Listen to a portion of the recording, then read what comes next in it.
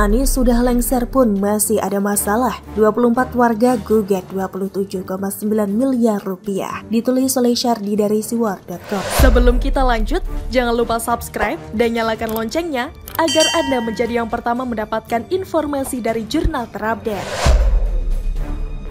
Sudah lengser pun masih menyisakan masalah.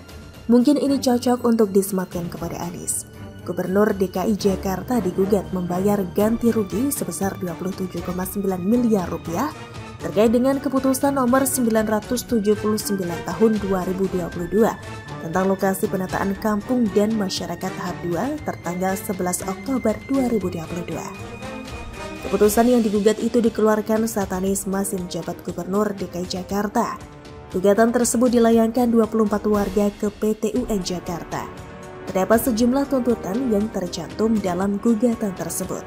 Pertama, PT UN Jakarta diminta mengabulkan gugatan para penggugat untuk seluruhnya. Poin kedua, meminta PT UN Jakarta membatalkan keputusan Gubernur DKI Jakarta nomor 979 tahun 2022 tentang lokasi penataan kampung dan masyarakat tahap 2 tertanggal 11 Oktober 2022. Ketiga, memerintahkan kepada Gubernur DKI Jakarta mencabut keputusan Equo dan menerbitkan keputusan baru terkait lokasi penataan kampung dan masyarakat tahap 2. Jadi tuntutan para penggugat adalah meminta tergugat untuk ganti rugi akibat penggusuran paksa, membangun kembali tempat tinggal mereka sesuai luas sebelumnya, dan mendesak hukuman kepada tergugat untuk bayar ganti rugi sebesar 27 miliar rupiah. Saya tidak tahu warga mana yang menggugat dan penggusuran mana yang dilakukan oleh Pemprov DKI era Anies. Tapi saya hanya bisa mengelus dada dan prihatin. BTW saya pinjam kata ini tanpa meminta izin, apalagi membayar royalti hak cipta kepada mantan presiden, prihatin. Tuntutannya terlalu besar sampai 27 miliar rupiah. Saya tidak yakin akan menang gugatan. Beda dengan hukuman mengeruk Kalimampang yang pernah dijatuhkan PT UN kepada Anies. Dalam kasus ini lebih baik jangan salahkan Anies. Yang salah adalah warga yang tidak paham dengan visi misi Anies yang brilian. Anies tidak menggusur tapi hanya menggeser. Jadi tuntutan tersebut kayaknya tidak nyambung. Anies menggeser, dari katanya saja sudah beda dengan menggusur. Menggeser itu lebih manusiawi ketimbang menggusur. Lagian Anies juga pernah bilang tidak akan menggusur. Memang Anies tidak pernah menggusur karena yang menggusur biasanya adalah Satpol PP. Bukan salah Anies. Kalau mau salahkan, silakan salahkan Satpol PP atau pihak yang telah menggusur. Lagian siapapun sudah tahu kalau Anies itu terkenal cuap-cuap tapi tidak bekerja. Dia ngaku kerja senyap. Benar kok, kerja senyap makanya tidak nampak hasil kerjanya. Anies tidak kerja, tidak ngapa-ngapain. Ngapain disalahkan? Yang gusur juga bukan dia. Sudah nyesel belum? Sudah kapok belum dijejali janji manis? Sudah sadar belum selama ini dipuji setinggi langit, mau diperjuangkan, mau disejahterakan, mau dijadikan objek keberpihakan? Nyatanya zonk semua, kena tipu, kena ngibul, dibohongi dan dibodohi sampai separah-parahnya. Situ baru sadar sekarang. Pendukung Anies juga sama saja sangat menjijikan tingkahnya. Era sebelum Anies, gubernurnya disebut barbar dan tidak beradab karena menggusur paksa. Era Anies, pendukungnya ngeles, itu tandanya Anies bekerja, tidak diam dan cuma ngadem di balai kota. Standar ganda bau busuk.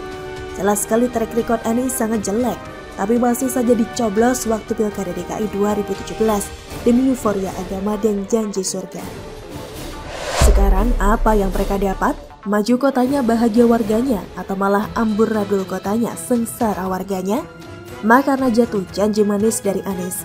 Kadang kalau dipikir-pikir agak kesel kan? Ya mau gimana lagi, demi agama logika dilenyapkan. Dulu makan janji surga, sekarang hidup kayak di neraka. Sengsara tidak tahu mau mengadu kemana.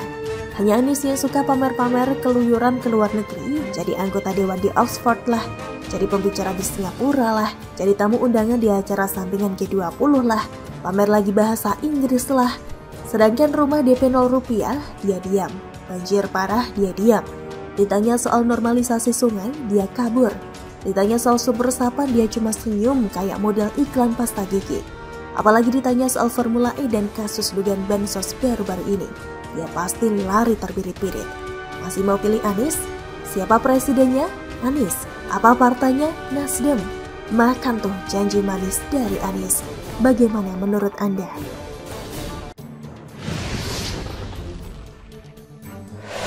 Ngakak pendukung Anies, PD Anies bisa kuasai kandang banteng, ditulis oleh Syardi dari siwar.com. Sebelum kita lanjut, jangan lupa subscribe dan nyalakan loncengnya agar Anda menjadi yang pertama mendapatkan informasi dari jurnal terupdate. Baru-baru ini pendukung Anies Baswedan mendeklarasikan pengurus DPD Anies Kota Solo pada hari Minggu kemarin. Deklarasi itu dilakukan di rumah Abi Ibrahim Hasmi, Solo. Kita akan semakin bersatu, akan bergerak terus untuk mencapai target perolehan suara Anies, kata Ketua DPD Anies Kota Solo, Abi Ibrahim Hasmi. Di Solo insya Allah bisa mendapat lebih dari 15.000 sampai 18.000 relawan. Kita bergerak terus dan bersatu. Dengan itu relawan bisa mencapai target minimal. Kita bisa memenangkan pertarungan di sini, kata dia. Abi optimis bisa mencapai target yang dicanangkan oleh DPD Anies Kota Solo. Meskipun kita semua tahu wilayah Jateng, apalagi Solo adalah basis terbesar bagi PDIP. Wilayah ini sering disebut sebagai kandang banteng. Di sini Kota Solo kandang banteng. Bagi kita tidak masalah, kita juga baik sama mereka semua. Tidak boleh marah karena kita orang pendukung Anies Baswedan. Kita ingin Solo jadi kandang Anies Baswedan, kata Abi. Target yang terlampau tinggi kalau menurut perkiraan saya. Bukankah lebih baik mensolidkan wilayah lain yang berpotensi memenangkan Anies ketimbang masuk kandang banteng dan 100% bakal ditanduk dengan keras? Mungkin ini semacam strategi pamer nyali dan ketidakgentaran. Mungkin juga ini adalah unjuk kepercayaan diri biar dipandang masyarakat sebagai kelompok yang kuat dan penuh keyakinan. Target mereka ini kemudian disindir oleh elit PDIP. Ketua DPP PDIP, Said Abdullah, memberikan respon. Silahkan kalau relawan Anies mau uji coba masuk ke kandang banteng di Jawa Tengah. Lucu sekali, kata Said. Karena belum bulatnya partai pendukung, kok sesumbar mau merebut suara di kandang banteng, kata dia.